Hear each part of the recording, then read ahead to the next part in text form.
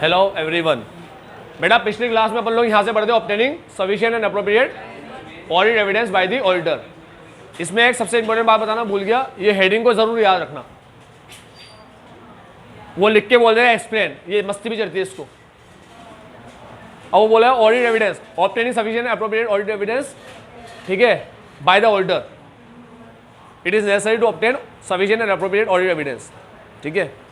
Explain करो। अब तुम्हें जब क्वेश्चन एग्जाम में दिखेगा तो तुम्हें समझ में नहीं आएगा लिखूँ क्या इसके बारे में। हाँ ऑब्वियस बात है, सफिशिएंट एप्रोप्रिएट करना पड़ता है, तो क्या लिखे, फिर तुम शुरू हो जाओगे सफिशिएंसी ये होता है, मेजर ऑफ ये, क्वालिटी, मेजर ऑफ क्वांटिटी। तो तुम्हें पता पड़ना चाहिए, तुम हेडिंग को ऐसा नहीं इसको फर्जीवाड़ा में छोड़ के चले जाओ कि हाँ बस अपन पढ़ रहे हैं, लाइन से पढ़ते जा रहे हैं। तो हेडिंग को ध्यान से देखना। तो हमें ऑब्टेन करना होता है साई। इसके अंदर अपन पढ़े थे तीन चीज़ कि कहाँ से आता है वो। सबसे पहला अपन ने देखा कि साई ज़रूरी होता है, ऑडिट एविडेंस ज़रूरी होता है कि सपोर्ट करे ओपिनियन को, ये देखा था। फिर तीन चीज़ पढ़ी इसके बाद कि कहाँ से आते हैं। सबसे पहले प्राइमरीली ऑब्टेन करते हैं ऑडिट प्रोसेस परफॉर्म करके during the course of audit, पहला। दूसरा ये आता है प्रीवियस ऑडिट से। तीसरा मतलब इसके ही केस बता रखे, इसके ही केस, ये पहला वाला जो पढ़ा ना प्राइमरीली ऑब्टेन से, इसका ही केस बता रखे कि प्रीवियस ऑडिट से भी ऑब्टेन कर सकते हैं, अदर सोर्स यानी कि प्रीवियस ऑडिट। और तीसरा बनने पड़ा कि preparing by using the work of management expert, तो मैनेजमेंट एक्सपर्ट से प्रिपेयर भी करा सकते हैं, ठीक है, और प्रीवियस ऑडिट का भी यूज़ कर सकते हैं, उसको अदर सोर्स बोला है इसने, ठीक। ये तीन बताने के बाद उसने बताया तीन चीज़ ये कैसे होते हैं, ठीक है। तो पहला इसने बोला बहुत इंफॉर्मेशन, सपोर्टिव होते हैं, कॉन्ट्राडिक्ट वाले होते हैं दो, और तीसरा ये होते हैं एब्सेंस ऑफ इंफॉर्मेशन कॉन्स्टिट्यूट करता है ऑडिट एविडेंस, ठीक है। एब्सेंस वाला भी होता है, सपोर्टिव होता है, कॉन्ट्राडिक्ट होता है, सपोर्टिव, कोरैबोरेटिव, कॉन्ट्राडिक्टरी और एब्सेंस वाला भी एविडेंस होता है। ये तीन चीज़ ये पढ़े, तीन ऊपर तीन नीचे। इसके बाद फिर तीन चीज़ पढ़े, वो तीन चीज़ ये पढ़े कि हमारा अधिकतर काम तो यही होता है, और 330 और 220 की बात करता है। 330 करता है कंक्लूड करने में प्रोफेशनल जजमेंट को एक्सरसाइज करो कि एविडेंस सफिशिएंट और एप्रोप्रिएट है, ये कंक्लूड करने में PJ it is a matter of PJ. और 200 बोलता है पीजे एक्सरसाइज करने में तीन चीज़ का ध्यान रखो, नेचर, टाइमलीनेस और balance between cost and benefit. फिर बढ़े थे मटेरियलिटी ज़्यादा तो एविडेंस भी ज़्यादा ऑब्टेन करने, मटेरियलिटी कम, ठीक है। Audit evidence would be sorry क्या लाइन था, less audit evidence would be required to obtain, ठीक है। चलो अब मटेरियलिटी के बाद आया था risk of material statement, risk कम तो less audit evidence is required to obtain, ठीक है। उसके बाद साइज और कैरेक्टरिस्टिक्स, ठीक है। साइज के अंदर अगर कम होए, पॉपुलेशन स्मॉलर और होमोजीनियस है तो less audit evidence is required to obtain, ठीक है। सोर्स के अंदर अपन ने देखा कि हम लोग क्या करते हैं, अकाउंटिंग रिकॉर्ड को भी टेस्ट करने के लिए प्रोसेस परफॉर्म करते हैं, उससे भी हमें कुछ एविडेंस मिल जाते हैं। और ये हम क्यों करते हैं, क्योंकि हम इंटरनल कंसिस्टेंसी चेक करते हैं इससे, ठीक है। हम अकाउंटिंग रिकॉर्ड करने के को भी टेस्ट करने के लिए ऑडिट प्रोसेस परफॉर्म करते हैं, इससे भी कुछ एविडेंस मिल जाते हैं, ऑडिट एविडेंस। और ये हम क्यों करते हैं, इंटरनल कंसिस्टेंसी चेक करने के, ठीक है। और अगर ऑडिट एविडेंस एक दूसरे के कोरैबोरेटिव है, ठीक है, कंसिस्टेंट है एक दूसरे के साथ एविडेंस, तो वो हमें मोर एश्योरेंस प्रोवाइड करते हैं, ठीक है, रेदर देन कंसिडर इंडिविजुअली। उसे इंडिविजुअली कंसिडर करें अपन एविडेंस को, उससे ज़्यादा तो वो जब अपन एक दूसरे को कंसिस्टेंट वो करेंगे ना, कंसिस्टेंट होंगे एक दूसरे के साथ, तो ज़्यादा कंबाइंड होंगे, कोरैबोरेटिव होंगे, ठीक है। तो कोरैबोरेटिव वाले ज़्यादा एश्योरेंस प्रोवाइड करते हैं, ठीक है। फिर एग्जाम्पल में कहा था इंटरनल और एक्सटर्नल का ज़्यादा होता है रेदर देन इंटरनली ऑब्टेन। अब प्रोसेस की बात करेंगे। सबसे पहला प्रोसेस पढ़ते हैं अपन इंस्पेक्शन। इंस्पेक्शन क्या होता है बेटा, इंस्पेक्शन होता है दो चीज़ को एग्जामिन और रिव्यू करना, दो चीज़ को एग्जामिन और रिव्यू करना। कौन सी दो चीज़ को, पहला कोई भी रिकॉर्ड वगैरह, ठीक है, और दूसरा फिजिकल एसेट, ठीक है। एसेट को भी एग्जामिन कर रहे हो, देख रहे हो उसको, तो वो भी इंस्पेक्शन में आएगा। इंस्पेक्शन में सिर्फ डॉक्यूमेंट और रिकॉर्ड ही नहीं आते, बस इंस्पेक्शन में सिर्फ डॉक्यूमेंट और रिकॉर्ड ही नहीं आते, एसेट को देखना भी, उसको देखना, चेक करना उसको, ये भी इंस्पेक्शन का पार्ट है, ठीक है। आज बता रखे कि 25 ऐसी लगे हुए, ठीक है, तो अपन देख रहे हैं कि भाई 25 ऐसी है कि नहीं है, ठीक है। तो एसेट वगैरह को देखना भी किसका पार्ट है, इंस्पेक्शन का part. Inspection involve examining records और डॉक्यूमेंट, रिकॉर्ड और डॉक्यूमेंट को एग्जामिन करना, ये है इंस्पेक्शन, ये रिकॉर्ड और डॉक्यूमेंट को एग्जामिन करना, ठीक है। अब वो कहाँ होंगे, चाहे वो कैसे होंगे, वेदर इंटरनल और एक्सटर्नल, ये सोर्स आ गया, ठीक है। इन पेपर फॉर्म, ये नेचर आ गया उसका, तो सोर्स भले इंटरनल हो चाहे एक्सटर्नल हो, नेचर पेपर फॉर्म या इलेक्ट्रॉनिक फॉर्म या अदर मीडिया, पेपर में हो, इलेक्ट्रॉनिक फॉर्म में हो या कोई से मीडिया में, अदर मीडिया। और दूसरा पार्ट आता है, ये दूसरा पार्ट यहाँ से, और a physical examination of an, किसी भी एसेट का फिजिकल एग्जामिनेशन, ठीक है। फिजिकली अपन उसको चेक कर रहे हैं कि भाई कैसी है कैसी नहीं हो एसेट, ठीक है, उसकी कंडीशन वगैरह अपन ने देखी है एसेट, तो physical examination of an asset, ये भी इंस्पेक्शन में आता है। Provide audit evidence of varying degree of reliability, अगर तुम इंस्पेक्शन से एविडेंस ऑब्टेन करोगे तो तुम्हें अलग अलग डिग्री ऑफ रिलायबिलिटी के एविडेंस मिलेंगे, मतलब किसी एविडेंस में रिलायबिलिटी ज़्यादा होगी, किसी एविडेंस में रिलायबिलिटी कम होगी, depending on the nature and source, ठीक है। ऑब्वियस बात है ना, रिलायबिलिटी नेचर और सोर्स पे डिपेंड करती है। तो ये कह रहा है कि इंस्पेक्शन करके एविडेंस तुम्हें अलग अलग डिग्री ऑफ रिलायबिलिटी वाले मिलेंगे, ठीक है। In the case of internal record and document on the effectiveness of the control over their production, जैसे इंटरनल है तो कंट्रोल कितना इफेक्टिव है उस पर डिपेंड करेगा रिलायबल ज़्यादा है या कम है। इंटरनल है तो फिर कंट्रोल देखेंगे, कंट्रोल ज़्यादा इफेक्टिव हुआ तो ज़्यादा रिलायबल है, कम इफेक्टिव हुआ तो कम रिलायबल। इसकी बात अपन पहले ही पढ़ चुके थे, आईडी डिपेंडेंट कंट्रोल के अंदर हमने यही देखा था, ठीक है, कि ID dependent control basically manual control होता है, जिसमें अपन लोग इंफॉर्मेशन यूज़ करते हैं produce by information system application, ठीक है। तो इंफॉर्मेशन सिस्टम से प्रोड्यूस की हुई इंफॉर्मेशन को यूज़ करते हैं। अगर वो लेस रिलायबल होगी, ठीक है, तो कंट्रोल इफेक्टिवली वर्क नहीं कर। An example of inspection use as test of control is inspection of record for evidence of authorization. ये कह रहा है टेस्ट ऑफ कंट्रोल के अंदर अपन क्या करते हैं, टेस्ट ऑफ कंट्रोल के अंदर ये बता रहा है इंस्पेक्शन को कैसे यूज करते हैं। ये कह रहा है कि हम ऑथोराइजेशन को अगर चेक करें, ठीक है, ऑथोराइजेशन का ऑडिट एविडेंस ऑब्टेन करें। बेटा ऑथोराइजेशन में क्या होता है कि भाई ये परचेस के लिए सामने वाला परचेस डिपार्टमेंट ऑथोराइज करेगा तो परचेस होगी, ठीक है। तो क्या परचेस डिपार्टमेंट ने साइन किए सारे फॉर्म पे, परचेस ऑर्डर फॉर्म होते हैं ना, स्टैंडर्डाइज होने चाहिए, ठीक है, पी नंबर होने चाहिए, ये बनने पड़े थे वहाँ पर वो चेकलिस्ट में, ठीक है, और इंटरनल कंट्रोल क्वेश्चनर में। तो परचेस ऑर्डर जो है, परचेस देने वाला बंदा वो ऑथोराइज करता है, purchase department, purchase manager authorize करता है तो परचेस होती है। तो ऑथोराइजेशन के अंदर अपन सारे साइन देख रहे हैं, उसके सारे ऑर्डर पे साइन हो रहे हैं या नहीं हो रहे बराबर परचेस मैनेजर के। तो ऑथोराइजेशन अगर तुम चेक कर रहे हो तो ये टेस्ट ऑफ कंट्रोल को करने के लिए अपन एविडेंस ऑब्टेन करते हैं। तो ये एक तरीके से इंस्पेक्शन है, मतलब ये कह रहा है कि इंस्पेक्शन का टेस्ट ऑफ कंट्रोल में कैसे यूज़ करते हैं। तो ये एग्जाम्पल देके समझा रहा है कि अगर तुम ऑथोराइजेशन चेक कर रहे हो, ठीक है, तो ये टेस्ट ऑफ कंट्रोल है, ठीक है, और प्रोसेसर कौन सा यूज़ कर रहे हो, इंस्पेक्शन वाला, ठीक है, प्रोसेसर यूज़ कर रहे हैं इंस्पेक्शन और कर क्या रहे, टेस्ट ऑफ कंट्रोल। तो ये एग्जाम्पल दे रखा है, N example of inspection, inspection का एग्जाम्पल है, जिसको कैसे यूज़ कर रहे हैं अपन ऐसा, ठीक है। और क्या कर रहे हैं टेस्ट ऑफ कंट्रोल में अपन इंस्पेक्शन, कई तरह के इंस्पेक्शन, सिर्फ एक एग्जाम्पल देता है ये, inspection of record for evidence of authorization, ठीक है। ऑथोराइजेशन के रिकॉर्ड का इंस्पेक्शन करते हो तुम लोग, तो ये इंस्पेक्शन का एग्जाम्पल है जिसको अपन यूज़ करते हैं एज टेस्ट ऑफ कंट्रोल, समझ गए।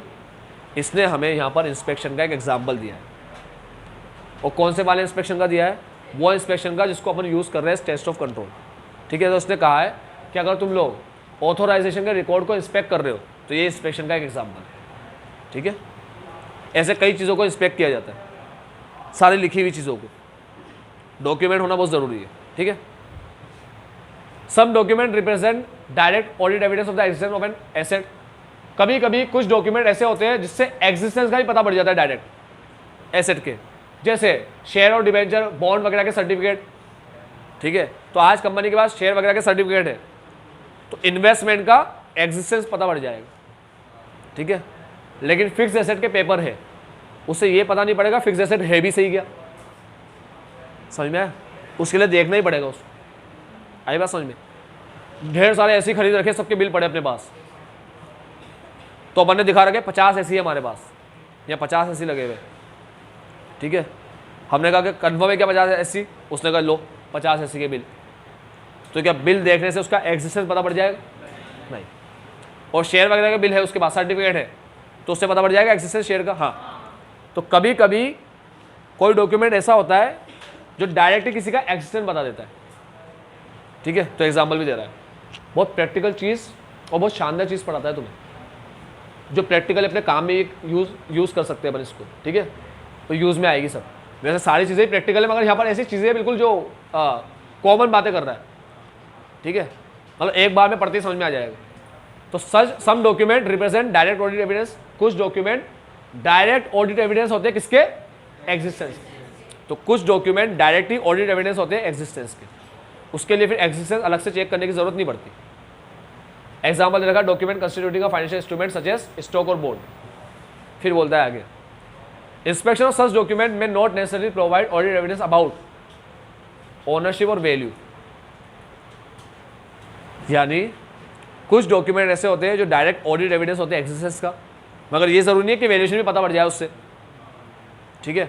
तो फाइनेंशियल इंस्ट्रूमेंट की वैल्यूएशन पता नहीं पड़ सकती डॉक्यूमेंट से, उससे उसका एग्जिस्टेंस पता पड़ जाता है। वैल्यू तो उसको करवानी पड़ती है, उसका वैल्यूएशन होता है। और कोई तो बहुत कॉम्प्लेक्स होते हैं फाइनेंशियल इंस्ट्रूमेंट, इसका वैल्यूएशन बहुत दिक्कत आती है वैल्यूएशन में, ठीक है। तो कोई कॉम्प्लेक्स कैलकुलेशन होती है किसी फाइनेंशियल इंस्ट्रूमेंट के डेरिवेटिव्स वगैरह है ना, उसके वैल्यूएशन में बहुत दिक्कत आती है फिर, ठीक है। फिर बोलता है, तो इसने दो बात बोली यहाँ पर, दो बात, कि कभी कभी तो डायरेक्ट ऑडिट एविडेंस होते हैं एक्सरसाइज के, ठीक है। और ये जरूरी नहीं है कि ओनरशिप और वैल्यू के भी वो एविडेंस हो, ये जरूरी नहीं है, और हो भी सकते हैं, ठीक है। अपने नाम पे जो सर्टिफिकेट है, शेयर सर्टिफिकेट, वो अपना ओनरशिप भी बता रहा है, एक्सरसाइज भी बता रहा है, वैल्यूएशन नहीं बता रहा हो, ठीक है। तो मे not necessary, may word use किया है, मना नहीं कर रहा हूं, ऐसे नहीं कह रहा कि एग्जिस्टेंस का डॉक्यूमेंट तुम्हें कभी भी वैल्यूएशन नहीं बताएगा और ओनरशिप भी नहीं बताएगा, ऐसा थोड़ी होता है भाई, ठीक है। मे नॉट नेसेसरी बोल रहा है। अब 31 मार्च को कोई एसेट खरीदी, तो उसका जो बिल है तो वैल्यूएशन भी बता देगा, क्योंकि मार्च को ही खरीदी है, ठीक है। उसमें क्या डेफिनेशन लगाएंगे, एक दिन का लगा कुछ लगाएंगे उसमें नहीं, चलो। May not necessary provide audit evidence about value और ownership. In addition, inspecting an executed contract may provide audit evidence relevant to the entity's application of accounting policies such as revenue recognition। मतलब क्या, अपना जो contract होता है customer के साथ, हमने कस्टमर के साथ कॉन्ट्रैक्ट किया, हमने कहा हम तुम्हें ऐसे ऐसे माल बेचेंगे, इसकी ये रेट लगाएंगे, ठीक है। तुम हमसे इतने से इतना माल मंगवाओगे तो इतना % डिस्काउंट देंगे, इतने से इतना माल मंगवाओगे तो इतना % डिस्काउंट देंगे, सही है। ये अपन ने कॉस्टिंग के अंदर रॉ मटेरियल चैप्टर के अंदर भी पढ़ा था, हाँ, मटेरियल कॉस्ट कंट्रोल में वहाँ पढ़ा था, अलग अलग माल मंगवाने पे अलग अलग डिस्काउंट होता है। और खैर जनरल लाइफ में भी अपन देखते हैं, इतने से इतना माल लेने पे इतना डिस्काउंट होता है, ज़्यादा लेने पे और ज़्यादा डिस्काउंट होता है, और ज़्यादा लेने पे और ज़्यादा डिस्काउंट होता है।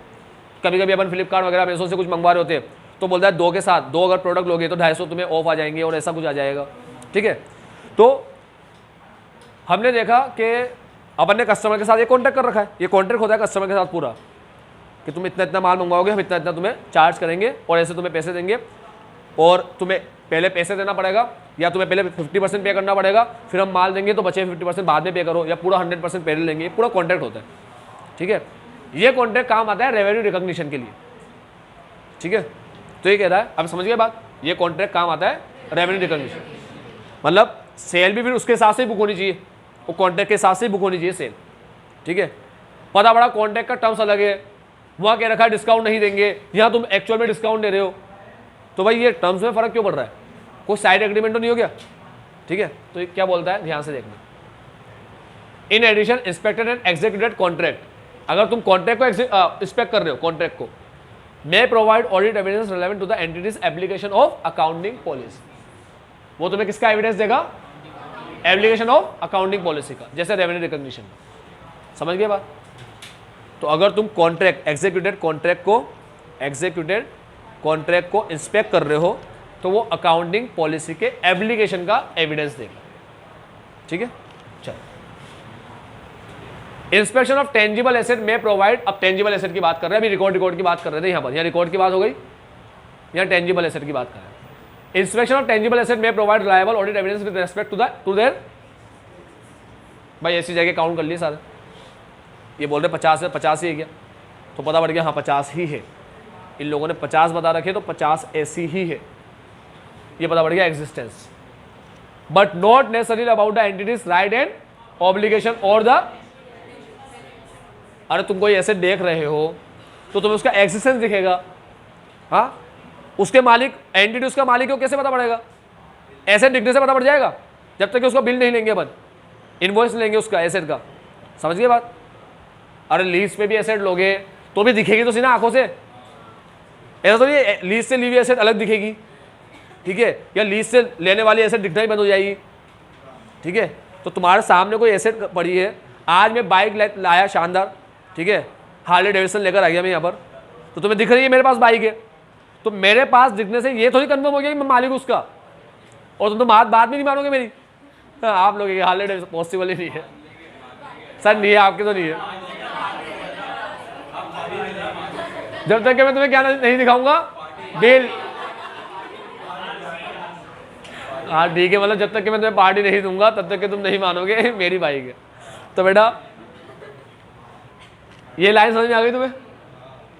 इंस्पेक्शन ऑफ टेंजिबल एसेट में provide reliable audit evidence, reliable evidence किसके देते वो, but not necessarily about the entities right and obligation plus valuation, ठीक है। ये जरूरी नहीं है, नॉट नेसेसरीली, ये जरूरी नहीं है कि तुम्हें राइट एंड ऑब्लिगेशन का भी दे और वैल्यूएशन ऑफ एसेट का भी दे, ठीक है। क्या हाँ डॉक्यूमेंट के हिसाब से बता रहा था ऊपर, ठीक है। यहाँ बोल रहा है कभी कभी, यहाँ बोल रहा है एसेट को इंस्पेक्ट करने से उसका एक्जिस्टेंस पता पड़ता है, ऊपर बोल रहा था कभी कभी तो डॉक्यूमेंट ही एक्जिस्टेंस बता देता है, जैसा अभी शेयर वगैरह का केस है, मतलब डॉक्यूमेंट ही बता देता है कि वो एग्जिस्ट कर रहे हैं, ठीक है। ऐसा ही बताएं शेयर दिखाओ कैसे दिख रहे, किस कंपनी के कैसे शेयर है, सर्टिफिकेट देखती डॉक्यूमेंट देखती पता पड़ जाएगा शेयर है इनके पास, इन्वेस्टमेंट है इनके पास, ठीक है। चलो तो इंस्पेक्शन वाले के अंदर बोला कि इंस्पेक्शन दो चीज़ का होता है, डॉक्यूमेंट को एग्जामिन करना और फिजिकल एग्जामिनेशन करना एसेट का, डॉक्यूमेंट को एग्जामिन करना और फिजिकल एग्जामिनेशन करना किसका, एसेट का। अगर डॉक्यूमेंट को एग्जामिन कर रहे हो वो कहीं कोई से भी सोर्स से हो सकते हैं, वेदर इंटरनल और एक्सटर्नल, और उसका नेचर जनरली ऑब्वियस बात है रिटर्न ही होगा, रिटर्न फॉर्म में ही होंगे, तो डॉक्यूमेंट्री फॉर्म यानी कि वो पेपर फॉर्म में हो सकते हैं या इलेक्ट्रॉनिक फॉर्म में या अदर मीडिया, ठीक है, अदर मीडिया में भी हो सकते हैं, ठीक है। उसके बाद बोल रहा है कि ये अलग अलग डिग्री के रिलायबिलिटी के अपन को वो देते हैं एविडेंस, अलग अलग रिलायबिलिटी के एविडेंस देते हैं, ठीक है, डिग्री ऑफ रिलायबिलिटी अलग अलग होती है, ठीक है। फिर बोलता है यहाँ पर एग्जाम्पल में कि इंस्पेक्शन का एक एग्जाम्पल दे रखा है जिसको अपन यूज कर रहे हैं टेस्ट ऑफ कंट्रोल, उसमें हम लोग ले रहे हैं इंस्पेक्शन ऑफ रिकॉर्ड, ठीक है, ऑफ ऑथोराइजेशन, ठीक है, ऑथोराइजेशन का एविडेंस देने वाला दे वो रिकॉर्ड अपन चेक कर रहे हैं, ठीक है, record for evidence of authorization. तो ये इंस्पेक्शन है किसका, जिसको अपन यूज कर रहे हैं टेस्ट ऑफ कंट्रोल, तो इसने एग्जाम्पल दे रखा है कि ऑथोराइजेशन को चेक करना।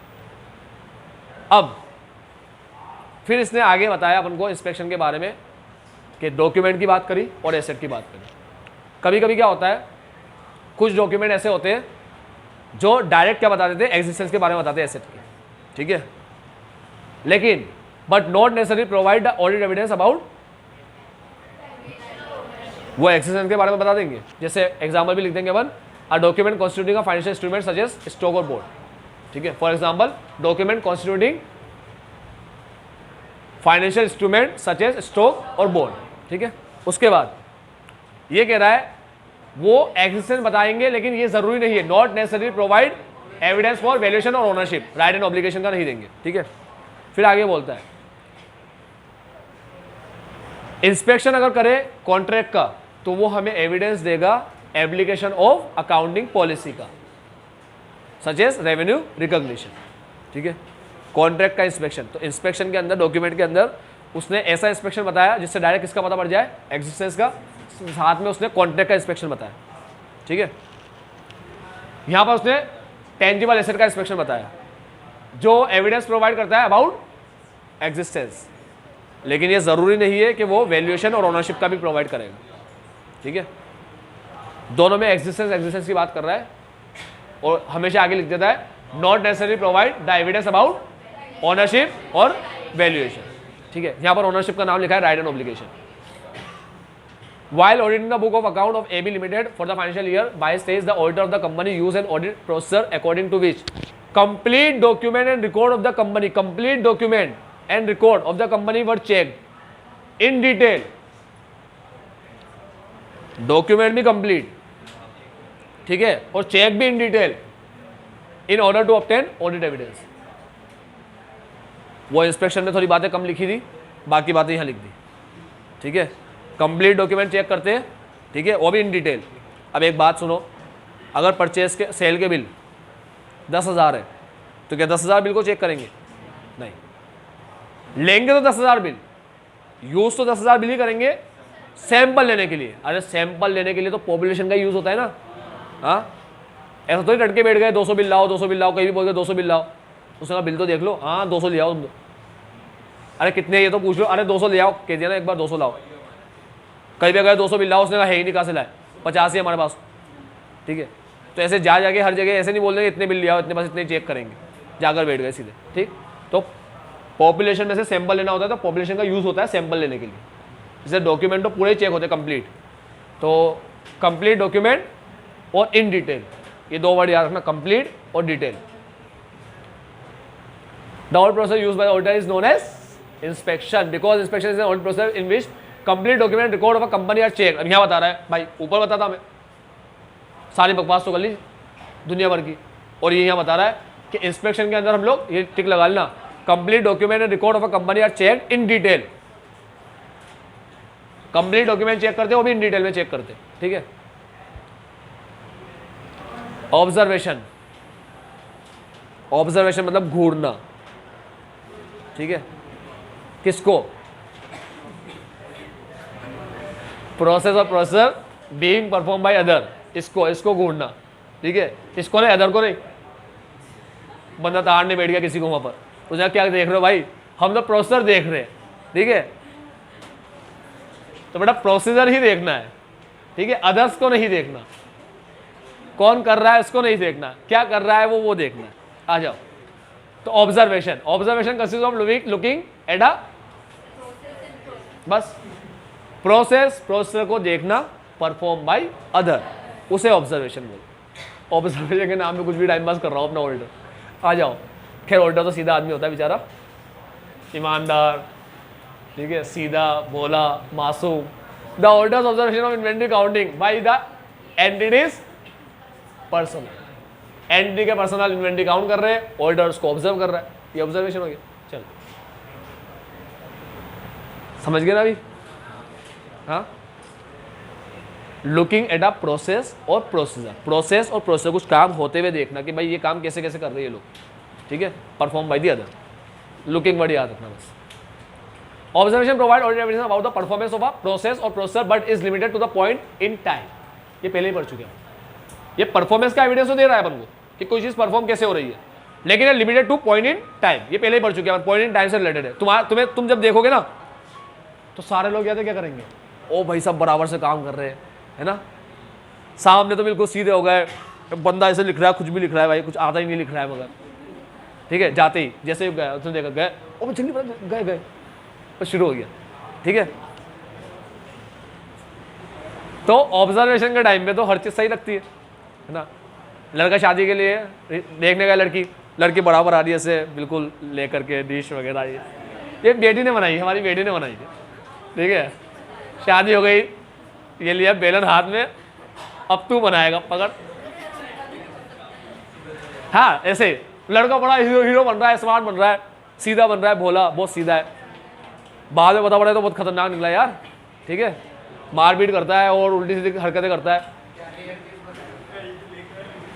ऐसे लड़के होते ही क्या यार। चलो, प्रोवाइड और मेरे दोस्त सब रोते ही क्यों रहते, मेरे को समझ में नहीं आता यार। एक मेरे सिवा, मैं तो खुश होते, मैं रोता रहता हूँ, तो लगता है ऐसा। आओ पढ़ लो, provide audit evidence about the performance of a process of process, but is limited to a point in time at which the observation take place, and by the fact that the act of being observed may affect how the process of process is, by the fact that the act of being observed, ये बात उनको पता है कि हम observe किए जा रहे हैं, ठीक है, तो बाय द फैक्ट, ये पता होने की वजह से, that the act of being observe, कि उनका काम ऑब्जर्व हो रहा है, may affect how the process of process perform, वो अफेक्ट कर सकता है, ठीक है, प्रोसेसर और प्रोसेस के परफॉर्मेंस, ठीक है। ये पता होने की वजह से कि हम ऑब्जर्व किए जा रहे हैं, तो हम काम को कर ही ऐसे रहे हैं, तो हो सकता है हमारे काम की परफॉर्मेंस में फ़र्क पड़ जाए। मतलब हम तो कर रहे थे मक्कारी, मगर ऑब्जर्व किए जा रहे हैं ना, तो उस टाइम पे सही कर रहे हैं। आई बात समझ में? External confirmation. अरे मेरी बात सुनो, कितने टाइम की बनी वीडियो? हाँ, 25 से 20।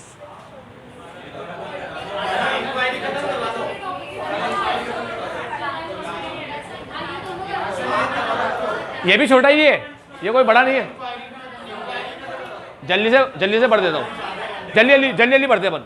N external confirmation represent audit evidence obtained by the auditor as a direct return response to the auditor from a third party से। अपन डायरेक्ट रिटर्न रेस्पॉन्स लेते हैं, रिटर्न रेस्पॉन्स थर्ड पार्टी से, ठीक है। तो audit evidence obtained by the auditor as, कैसे obtain कर रहा है वो? Direct return response to the auditor, ठीक है। ऑडिटर को मिल रहा है, टू द ऑडिटर, ऑडिटर को मिल रहा है। कहां से मिल रहा है? फ्रॉम थर्ड पार्टी से। थर्ड पार्टी का मतलब समझा रहा है कंफर्मिंग पार्टी, जो कंफर्म कर रही है। ऑब्वियस बात है, नाम ही क्या, एक्सटर्नल, तो कंफर्मिंग पार्टी की थर्ड पार्टी होती है, इन पेपर फॉर्म और बाय इलेक्ट्रॉनिक और अदर मीडिया, ठीक है। इंक्वायरी उसमें क्या फर्क है? ऑरल होती है, ये है ना। चलो, इंस्पेक्शन उसमें क्या फर्क है?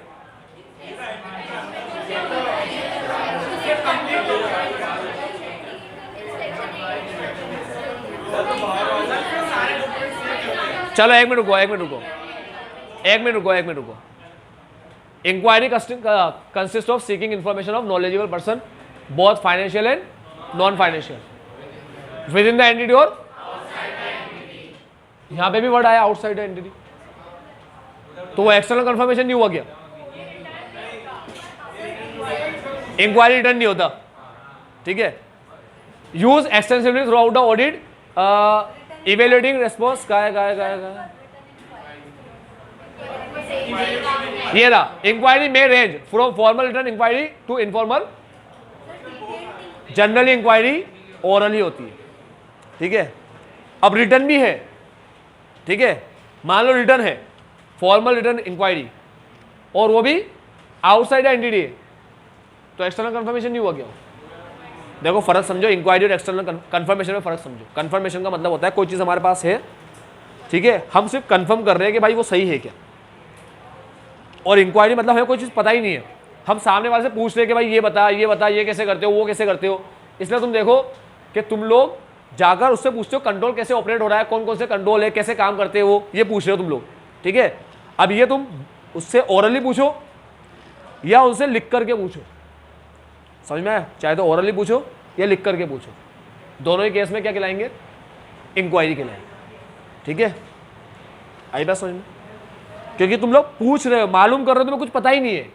यहां मुझे क्या डेटर का बैलेंस पता है कि भाई ये इन्होंने इतना दिखा रखा है 5 लाख, मैं कंफर्म कर रहा हूं, कंफर्म के 5 लाख ही है क्या? आई बात समझ में? फर्क समझ में आ रहा है ना? इंक्वायरी और एक्सटर्नल कंफर्मेशन में फर्क क्या है? इंक्वायरी भी विद इन और आउटसाइड होती है, और वो रिटर्न फॉर्म में भी होती है, लेकिन फिर भी फर्क है ना दोनों में, है ना। वहां कंफर्म कर रहे हैं या मालूम कर रहे हैं, ठीक है।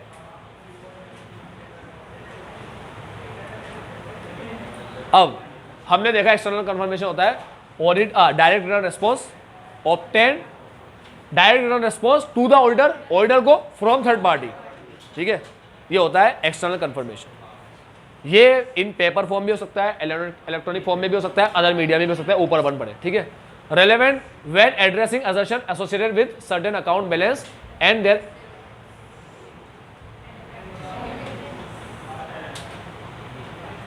अरे यार मैं तुम्हें समझाता हूँ ये क्या लिखा है। ये कह रहा है कि जनरली है ना, जनरली ये किसके लिए सूटेबल होते हैं, ये होते हैं अकाउंट बैलेंसेस के लिए, अकाउंट बैलेंस के लिए ज़्यादा अपन यूज़ करते हैं। फ्रीक्वेंटली यूज़ इसको किसके लिए किया जाता है, अकाउंट बैलेंस। इसका ये मतलब नहीं सिर्फ अकाउंट बैलेंस में यूज़ आते हैं और किसी में अपन एक्सटर्नल कंफर्मेशन नहीं कर सकते। अकाउंट बैलेंस समझते हो ना, वो सारे क्लोजिंग बैलेंस डेटर के, क्रेडिटर के, इन सब में, ठीक है। हो सकता है कोई बड़ी परचेस हो तो तुम सप्लायर से पूछ रहे हो ये परचेस सही है नहीं है, तो परचेस और ट्रांसेक्शन हुआ ना, अकाउंट बैलेंस थोड़ी हुआ, ठीक है। जनरली नॉर्मली इसका ज़्यादा यूज़ फ्रीक्वेंटली यूज़ किस में करते हैं इसको अपन, अकाउंट बैलेंस को एड्रेस करने में, अकाउंट बैलेंस के एसेशन को एड्रेस करने में, ठीक है। तो अकाउंट बैलेंसेस में इसका फ्रीक्वेंट यूज़ करते हैं, ज़्यादा यूज़ करते हैं, समझ गए। एक्सटर्नल कंफर्मेशन का ज़्यादा यूज़ किस में करते हैं, अकाउंट बैलेंस में, ठीक है। ऐसे नहीं बोल रहा सिर्फ अकाउंट बैलेंस में करते हैं, ऐसा नहीं बोल रहा। फिर आगे बोल रहा है however need not be restricted to, ठीक है। तो फ्रीक्वेंट यूज करते हैं अकाउंट बैलेंस में, लेकिन need not be use to account balance only, सिर्फ अकाउंट बैलेंस में ही यूज नहीं करते, इसका ये मतलब नहीं है। अब देखो कमाल की बात दिखाता हूं तुम्हें इसके अंदर। रिलायबिलिटी के अंदर तुमने सबसे पहला पढ़ा इंटरनल एक्सटर्नल में से कौन अच्छा होता है, एक्सटर्नल ज्यादा रिलायबल है, ये कौन सा है, एक्सटर्नल। फिर दूसरा तुमने पढ़ा इंटरनल कंट्रोल का, वो छोड़ दो। तीसरा तुमने पढ़ा डायरेक्ट इनडायरेक्ट का, डायरेक्ट ऑब्टेन करे और इनडायरेक्ट, तो डायरेक्ट है इनडायरेक्ट, डायरेक्ट है डायरेक्ट रिस्पॉन्स डायरेक्ट, ठीक है। उसके बाद चौथा अपन ने पढ़ा रिटर्न ऑल में से कौन सा ज्यादा रिलायबल होता है, रिटर्न, ये कौन सा है, ठीक है। ये एक्सटर्नल भी है, इनडायरेक्ट भी है, ये रिटर्न भी है। उसके बाद अपन ने पढ़ा ओरिजिनल डुप्लीकेट, ओरिजिनल सामने वाला लिखकर तुम्हें दे रहा है, सर्वगुण संपन्न, ठीक है। सर्वगुण संपन्न है हमारा एक्सटर्नल कंफर्मेशन, सारे अच्छे गुण मिल जाएंगे तुम्हें इसके अंदर, ठीक है। तो डायरेक्ट भी है, रिटर्न भी है, एक्सटर्नल भी है और ओरिजिनल भी है, ठीक है। तो सर्वगुण संपन्न है, लिख लेना चाहो तो ये नोटिस भी किया करो ये चीज़ें, ऐसे नहीं आप पढ़ लिया, ठीक है। डायरेक्ट रिटर्न रिस्पॉन्स है क्या है, सबसे बढ़िया चीज़ है एक्सटर्नल कंफर्मेशन, बहुत बढ़िया मानते हैं इसको। आ जाओ all time request confirmation of the terms of agreement, agreement का कंफर्मेशन भी ले सकते हैं अपन कि भाई तुम्हारे बीच में जो एग्रीमेंट हो सही तो है ना, उसमें कोई चेंज तो नहीं आया ना, ठीक है। To ask if any modification, ये चेंज तो नहीं आया, have been made to the agreement and if so what the relevant details are, क्या कोई एग्रीमेंट में चेंज आया है, डिटेल दे दो। भाई हो सकता है एंटी तुम्हें एग्रीमेंट के बारे में बता दे, उसमें कोई चेंज आया हो ना बताए, ठीक है। तो तुम रिटर्न कंफर्मेशन से सामने वाले से पूछ लो कि भाई तुम्हारे बीच में कोई एग्रीमेंट है क्या, उसमें कोई चेंज वगैरह आया है क्या, मॉडिफिकेशन वगैरह आया है क्या। तो एग्रीमेंट का कंफर्मेशन लेना, टर्म्स ऑफ एग्रीमेंट का कंफर्मेशन रिक्वेस्ट करना, ठीक है। टू आस्क इफ एनी, क्या पूछना उसमें कंफर्मेशन में कि मॉडिफिकेशन आया क्या कोई एग्रीमेंट में, और अगर आया है तो what the relevant details are, उसकी डिटेल दे दो हमें, ठीक है। तो ये पूछना कि क्या कोई मॉडिफिकेशन आया क्या, और आया है तो उसकी डिटेल दे दो हमें। फिर ये बोलता है also use to obtain audit evidence about the absence of certain, भाई तुम्हें ये कॉन्ट्रैक्ट के हिसाब से इतना डिस्काउंट नहीं देना चाहिए था, सिर्फ इतना ही देना चाहिए था, या ऐसे सेल करनी चाहिए थी, ऐसा क्यों नहीं हो रहा, सामने वाले से पूछ लिया कि क्या कोई तुम्हारे बीच में साइड एग्रीमेंट है क्या, ठीक है। तो absence of side agreement that में इन्फ्लुएंस रेवेन्यू, यानी साइड एग्रीमेंट तो होगा नहीं मतलब ऐसा तुम्हें डॉक्यूमेंट थोड़ी होगा साइड एग्रीमेंट का, साइड एग्रीमेंट समझते हो ना, हाँ, और डेटर को ले जा रहे साइड में, ठीक है, नाम ही साइड एग्रीमेंट है, साइड में ले जाकर उसको बोल रहे देख मेरी बात सुन, ये तो हो गया ना, अपन ये थोड़ा मैं तुझे स्टाइल से माल भेज दूंगा थोड़ा बहुत, ठीक है, तो तू ऊपर नीचे कर लेना थोड़ा बहुत, ऐसे मुझे रुपया दे देना या ऐसा कर लेना या डिस्काउंट वगैरह को हटा देना, ठीक है। या परचेसर को बोला, सप्लायर को बोला कि तुम लोग जो डिस्काउंट देते हो ना अपन को 10 लाख की परचेस पे 1 लाख का, ठीक है, तो तुम तो 10 लाख ही दिखाओ, मत दिखाओ 1 लाख का डिस्काउंट, वो हमें स्टाइल से देना, अपन लोग बांट लेंगे, ठीक है। तो also use to obtain audit evidence about the absence of, कोई कंडीशन के एब्सेंस में एविडेंस ऑब्टेन करने के लिए भी इसको यूज करते हैं, ठीक है। एब्सेंस के केस में भी इसको यूज करते हैं, एब्सेंस ऑफ सर्टेन कंडीशन, जैसे साइड एग्रीमेंट का एब्सेंस ना होना, ठीक है। रिकैलकुलेशन होता है मैथमेटिकल एक्यूरेसी चेक करना, दोबारा किसी चीज को कैलकुलेट करके, checking the mathematical accuracy of document और रिकॉर्ड, बस ये इंपॉर्टेंट काम है। इंटरेस्ट और डेप्रिसिएशन के केस में अपन इसको यूज करते हैं, ठीक है। डेप्रिसिएशन को दोबारा कैलकुलेट करके देख लिया कि इन्होंने सही तो किया है या नहीं किया, मैथमेटिकल एक्यूरेसी। मैनुअल भी कर सकते हो और इलेक्ट्रॉनिक, है ना, CAAT, कैट या कार्ट, ठीक है, computer assisted audit technique, idea, ACL, इन सब का यूज करके वहां पढ़े थे रिकम्प्यूटेशन वगैरह, ठीक है। आता है रीपरफॉर्मेंस। इंडिपेंडेंट एग्जीक्यूशन होता है, ऑडिटर करता है, ऑडिटर से, ये ऑडिटर पे भी टिक लगा लो, ऑडिटर्स इंडिपेंडेंट एग्जीक्यूशन। एग्जीक्यूशन का मतलब होता है किसी काम को करना, ठीक है, ऑफ प्रोसीजर और कंट्रोल, तो किसी प्रोसेसर और कंट्रोल का एग्जीक्यूशन, ठीक है, independent execution bye the auditor, auditor का किसी प्रोसेसर या कंट्रोल का एग्जीक्यूट करना, ठीक है। That were originally perform as a part of the entity's internal control, जो पहले परफॉर्म हो चुका है, वो चीज जो पहले परफॉर्म हो चुकी है उसे ऑडिटर को दोबारा परफॉर्म करना, ठीक है। प्रोसेसर और control perform by the auditor, ठीक है, which is that were originally performed as a part of entities internal control, ठीक है। ऐसे भी लिख सकते हो, processor and control perform by the auditor that were originally performed as a part of entities internal control, ठीक है। Reperforming the reconciliation of bank statement, reperforming the aging of account receivable, बताऊंगा एजिंग बाद में, ठीक है। Ageing बनाई जाती है, एजिंग 0 से 30 के डेटा कितने हैं, 31 से 60 के कितने हैं, 61 से 90 के कितने हैं, अबव 90 कितने हैं, ठीक है, क्लासीफाई करना होता है। एपी पढ़ाने की जरूरत नहीं है, क्यों, इवेल्यूशन और एनालिसिस, फाइनेंशियल इंफॉर्मेशन को इवेल्यूट करता है, एनालाइज करके प्लॉसिबल रिलेशनशिप बिटवीन फाइनेंशियल और नॉन फाइनेंशियल डेटा इंक्लूड करता है, इन्वेस्टिगेशन फ्लक्चुएशन का या इनकंसिस्टेंसी हो रिलेशनशिप के साथ, ठीक है, तो उसका इन्वेस्टिगेशन भी इसमें ही आता है। चलो पढ़ लिया था पिछले चैप्टर में, टाइम वेस्ट नहीं करते। इंक्वायरी, बस इंक्वायरी है मेन जो भी है, इंक्वायरी कल पढ़े,